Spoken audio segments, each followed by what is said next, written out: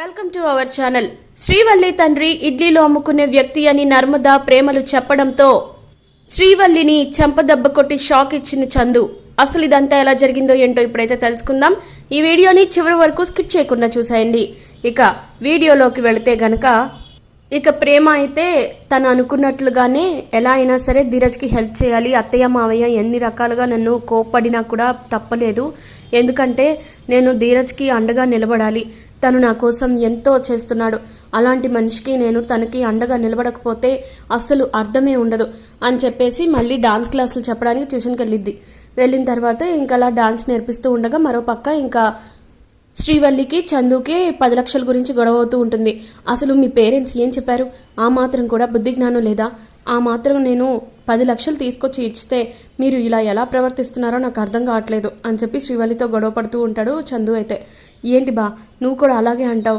నేను చెప్పాను కదా మా వాళ్ళు ఇచ్చేస్తారని, ప్రస్తుతానికి ఊరెళ్ళారు అని చెప్పి అనగానే ఏంటి ఊరెళ్ళేది వల్లి? అసలు నువ్వు ఏం చేస్తున్నావు నీకేమైనా అర్థం అవుతుందా? ఆ 10 లక్షలు ఇవ్వడానికి ఆ ఫైనాన్షియర్ వచ్చి నా ఆఫీస్లో గొడవ చేస్తున్నాడు. ఈ విషయం నాన్నకి ఎక్కడ తెలిసిపోతుందోనని ఇంత టెన్షన్ పడుతున్నాను తెలుసా? నువ్వు ఇలాగే చేస్తూ కూర్చుంటే నేను ఏం చేయాలో నాకే తెలియట్లేదు. చూడు, నువ్వు ఏం చేస్తావో నాకు తెలీదు. ఆ 10 లక్షలు మాత్రం తీసుకొచ్చి ఇవ్వాల్సిందే. అయినా నేను అవేమన్నా నా జేబులో డబ్బులు పెట్టి తీసుకొచ్చిచ్చాను అనుకుంటున్నావా? నీకు కూడా తెలుసు కదా అవి ఫైనాన్షియర్వే అని. మరి అలాంటప్పుడు నువ్వు ఇలా ఎలా నెగ్లెక్ట్ చేస్తున్నావో నాకు అర్థం కావట్లేదు. అయినా మీ నాన్న అంత పెద్ద ఫైనాన్షియర్ కదా, ఆఫ్టర్ ఆల్ 10 లక్షలు ఇవ్వలేడా? అది ఇది అని చెప్పేసి గొడవ పడుతూ ఉంటాడు. ఇదంతా నర్మదా వింటది. విని ఏం జరుగుతుంది అసలు, ఎందుకు బావగారు అంత ఫైర్ అవుతున్నారు అని చెప్పి తనలో తానే అనుకుంటా ఉంటుంది. ఇక చందు వెళ్ళిపోయిన తర్వాత శ్రీవల్లి ఏమో టెన్షన్ పడుతూ ఉంటుంది. అయ్యో భగవంతుడా, ఏంటిది ఎంత, అసలు ఆయనకి ఇంత పెద్ద కష్టం తీసుకొచ్చావే. నాన్న దగ్గర ఆ 10 లక్షలు ఇవ్వలేరు అని చెప్పి తెలిస్తే అమ్మో ఏమవుతుందో అసలు అర్థం కావట్లేదు. ఈయనతో ఎలా వేగాలో అర్థం కావట్లేదు. ఇంట్లో ఇంకెన్ని సమస్యలు వస్తాయో అస్సలు అర్థం కావట్లేదు అని చెప్పి వల్లి టెన్షన్ పడిపోతూ ఉంటుంది. అలా టెన్షన్ పడుతున్న వల్లి దగ్గరికి వచ్చి ఇంకా నర్మదా అయితే అడుగుతుంది, వల్లి అసలు బావగారు ఏం గురించి మాట్లాడుతున్నారు అనగానే, చూడు మొగుడు పెళ్ళాలన్నాక 1.25 లక్ష ఉంటాయి. నువ్వు ఇలా వచ్చి అన్నీ వినేస్తాను చూసేస్తాను అంటే కుదరదు కదా అని చెప్పి గొడవ పడుతుంది. చూడక్క, నేనేమీ కావాలని గొడవ పడట్లేదు. బావగారు ఏదో 10 లక్షల గురించి మాట్లాడుతున్నారు. మొన్న నువ్వు కూడా మీ చెల్లెలతో 10 లక్షల గురించి మాట్లాడావు కదా, అసలు ఏమైంది? ఏదైనా సమస్య? దాని గురించి మనం మావయ్య గారితో మాట్లాడి సాల్వ్ చేసుకుందాం. ఎందుకంటే బావగారిని ఇప్పటివరకు నేను ఎప్పుడు అంత టెన్షన్గా చూడలేదు అని చెప్పి అనగానే ఒక్కసారిగా ఇంకా వల్లి అయితే టెన్షన్ పడిపోతూ ఉంటుంది. అమ్మో దీనికి డౌట్ వచ్చేసినట్టుంది అని చెప్పేసి, చూడు నీకు ఈ విషయంలో సంబంధమే లేదు, దయచేసి ఇక్కడి నుంచి వెళ్ళిపో అని చెప్పేసి తిడుతూ ఉంటుంది వల్లి అయితే నర్మదని. చూడక్క, నేనేమి నీ ఆనందం కోసమో లేకపోతే బాధ కోసమో నేను అడగట్లేదు. బావగారు అంత టెన్షన్ పడుతున్నారు. ఆ టెన్షన్లో ఆయన ఏమైనా చేసుకుంటే ఇంట్లోనే కదా సమస్య. ఈ ఇంటి మనిషిగా బాధ్యత ఉన్నదానిగా నేను ఈ విషయం అడుగుతున్నాను. ఇంతకీ ఆ 10 లక్షల విషయం ఏంటో నువ్వు చెప్తావా చెప్పవా అని చెప్పి అనేసరికి, చూడు నీతో చెప్పుకోవాల్సిన అవసరం నాకు లేదు. ఈ ఇంట్లో ఎవరికి ఏం చెప్పాలో ఎప్పుడు చెప్పాలో నాకు బాగా తెలుసు. నువ్వు నీ హద్దుల్లో ఉంటే మంచిది అని చెప్పేసి అంటది. అనేసరికి, చూడక్క ఖచ్చితంగా 10 లక్షల పన్నాగం ఏంటో ఉంది. దీని వెనక పెద్ద స్కామే నడుస్తుందని నాకు అర్థమవుతుంది. నువ్వు కూడా చాలా టెన్షన్ పడుతున్నావు. అసలు ఈ విషయంలో ఖచ్చితంగా మావయ్య గారి దగ్గరికి తీసుకువెళ్తాను. కన్ఫామ్గా ఆ 10 లక్షల వెనుక ఉన్న మతలబేంటో తెలుసుకుంటాను. నువ్వు చెప్పినా చెప్పకపోయినా ఈ విషయంలో క్లారిటీ ఉంటుందంతే అని చెప్పేసి గట్టిగా మాట్లాడిద్ది. అలా మాట్లాడేసి వెళ్ళిపోద్ది. వెళ్ళిపోయిన తర్వాత ఇంకా వల్లి అయితే టెన్షన్ పడిపోతూ ఉంటుంది. వామో ఈ రాక్షసుకి తెలిసిందంటే ఖచ్చితంగా ప్రాబ్లం అవుతుంది. అయ్యో భగవంతుడా, నానేమో ఇవ్వలేడు అని తెలిస్తే వీళ్ళు నన్ను ఏం చేస్తారోనని భయంగా ఉంది. అబ్బో ఇప్పుడు ఏం చెయ్యాలో ఏంటో అని చెప్పి తనలో తానే బాధపడుతూ ఉంటుంది. ఇక మరోపక్క నర్మదా ఏమో ఇంకా ప్రేమకి ఫోన్ చేసిద్ది. ప్రేమేమో డాన్స్ క్లాస్లో ఉంటుంది. డాన్స్ క్లాస్ కొంచెం లాస్ట్లో ఉండేసరికి ఇంకా ఫోన్ లిఫ్ట్ చేసి, చెప్పక్క ఏంటి విషయం అని చెప్పి అడుగుతుంది. ప్రేమ ఎక్కడున్నావు నువ్వు అని చెప్పి అనగానే, అది డాన్స్ క్లాస్లో ఉన్నానక్క, చెప్పు ఏంటి విషయం అనగానే, ఏంటి ఎక్కడున్నావు అని చెప్పి నర్మదా అడుగుతుంది. అబ్బే అదేం లేదక్క, నేను బయటకు వచ్చాను, చెప్పు విషయం ఏంటి అనగానే, నేను నిన్ను అర్జెంటుగా కలవాలి, మాట్లాడాలి, నువ్వు ఎక్కడున్నావో చెప్పు అని చెప్పి అనగానే, నేనే కాదులే అక్క, నువ్వు ఎక్కడున్నావో చెప్పు, లొకేషన్ షేర్ చేసి వస్తాను అని చెప్పి ప్రేమ అంటది.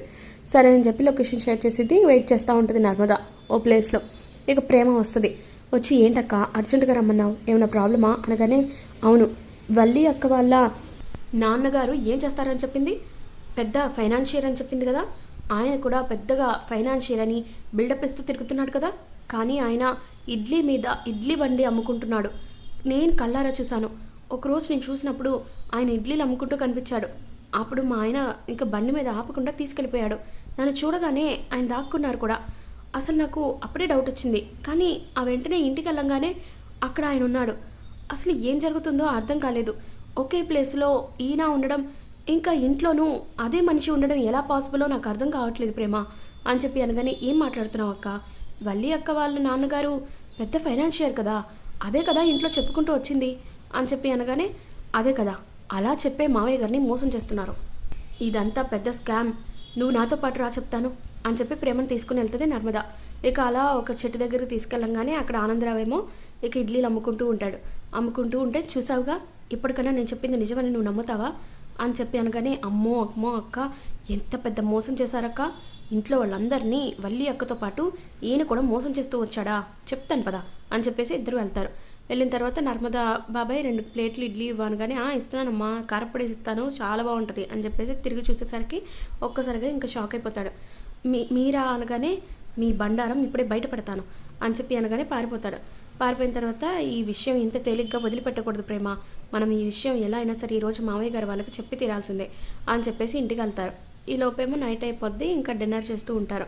ఇక అత్తయ్య గారు అడుగుతారు, ఏంటి ఇంత లేట్ అయిందేంటి అని చెప్పి అడిగేసరికి, ఏం లేదు అత్తయ్య, కొంతమంది పని పట్టడానికి వెళ్ళొచ్చాం అని చెప్పి అనగానే, ఏంటమ్మా ఏం మాట్లాడుతున్నావు అని చెప్పి రామరాజు అడుగుతాడు.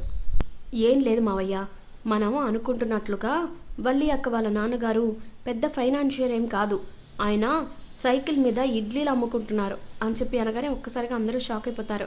ఇక వల్లి కూడా షాక్ అయిపోయేసరికి, ఏం మాట్లాడుతున్నావమ్మా, వల్లి వాళ్ళ నాన్నగారు ఇడ్లీలు అమ్ముకోవడం ఏంటి, ఆయన పెద్ద ఫైనాన్షియర్ కదా అని చెప్పి అనగానే, అలా అని చెప్పే మనల్ని ఇంతకాలం మోసం చేశారు మావయ్య. మన ఇంట్లో వాళ్ళందరినే కాదు, ఇంకా చాలా మోసాలు వల్లి అక్క దగ్గర జరుగుతున్నాయి. ఈ విషయాలన్నీ బయట పెడితేనే కానీ బావగారి జీవితం బాగుపడదు అని చెప్పేసి నర్మద చెప్పుద్ది. ఇక అప్పుడు ప్రేమ కూడా అంటది, అవును మావయ్య, మేమిద్దరం మా కళ్ళారా చూసాం. అంతేకాదు, ఈ విషయంలో ఆయన ప్రశ్నిస్తే మమ్మల్ని చూసి పారిపోయారు కూడా.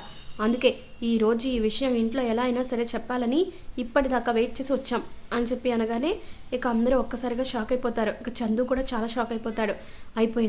మొత్తం అయిపోయింది, నా జీవితం మొత్తం నాశనం అయిపోయింది.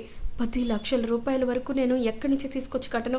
వల్లి వాళ్ళ నాన్నగారు ఫైనాన్షియర్ కదా అన్న ధీమాతో ఇన్ని రోజులు ఏదో సమాధానం చెప్పుకుంటూ వచ్చాను. ఇప్పుడు కూడా నేను నాన్నకు నిజం చెప్పకపోతే ఇక నన్ను ఎప్పటికీ కూడా క్షమించరు అని చెప్పేసి ఇంక తనలో తానే చందు బాధపడిపోయి ఎమోషనల్ అయిపోతూ ఉంటాడు. ఇక వల్లి ఏమో ఏం సమాధానం చెప్పాలో తెలియక అలాగా నుంచుండిపోద్ది.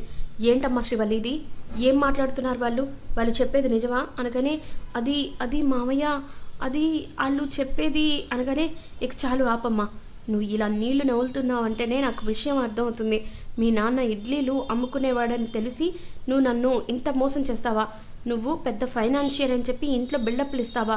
మిగతా 2 కోడళ్ళను కూడా చూడకుండా నిన్నే బాగా చూసుకుంటున్నందుకు ఇంత పెద్ద శిక్ష వేస్తావా అని చెప్పి రామరాజు తిడతా ఉంటాడు.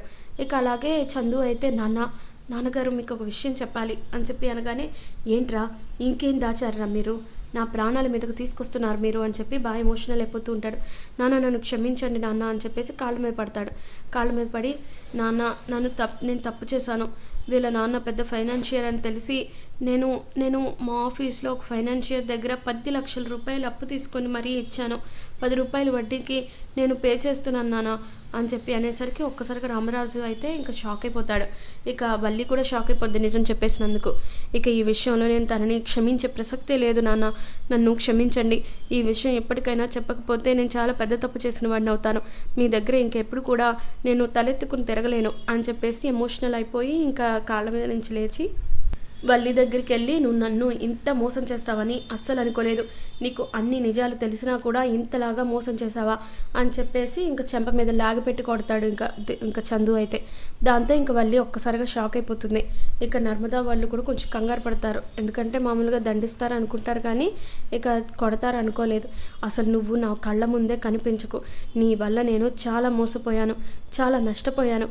ఇప్పుడు మీ నాన్న వాళ్ళు ఆ 10 లక్షలు తీసుకొచ్చి ఇవ్వలేరు, నా జీవితం నాశనం అయిపోయింది అని చెప్పి బాగా ఎమోషనల్ అయిపోతూ ఉంటాడు. ఇక అప్పుడు ఒక్కొక్కసారిగా కుప్పకూలిపోతాడు. బా నన్ను క్షమించు బా బా బా ప్లీజ్ బా అని చెప్పి వల్లి ఎంత బతిమలాడినా కూడా ఇంకా వినరు ఎవరు కూడా. మావయ్య నువ్వన్నా క్షమించు మావయ్య, నాకు ఈ విషయంలో ఏం చేయాలో తెలియలేదు మావయ్య, నన్ను క్షమించు అని చెప్పేసి బతిమలాడుతున్నా కూడా ఇంకా ఎవరు కూడా ఇంక వల్లి వంక చూడరు. నా దగ్గర నుంచి అవతలకు పో అని చెప్పేసి అనేసరికి వల్లి షాక్ అయిపోద్ది. ఇక ఇదంతా కూడా రాబోయే కథలో ఖచ్చితంగా జరుగుతుంది. ఈ వీడియో మీకు నచ్చినట్లయితే లైక్ చేయండి, షేర్ చేయండి మీ ఫ్రెండ్స్ అండ్ ఫ్యామిలీస్కి. అలాగే ఈ వీడియోని షేర్ చేయండి. మరిన్ని ఇలాంటి ఇంట్రెస్టింగ్ అప్డేట్స్ కోసం సబ్స్క్రైబ్ టు అవర్ ఛానల్.